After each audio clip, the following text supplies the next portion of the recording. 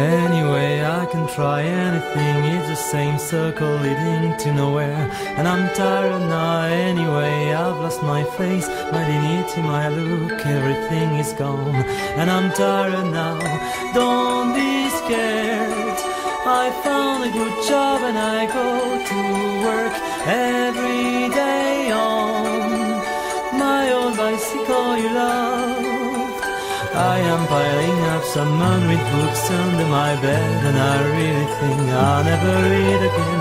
No concentration, just a wide disorder everywhere around me, you know. I'm so tired now, don't worry. I often go to dinners and parties with some old friends who care for me, take me back home and stay.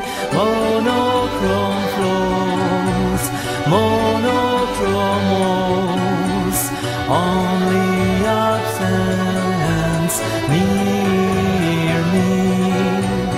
Nothing but silence around.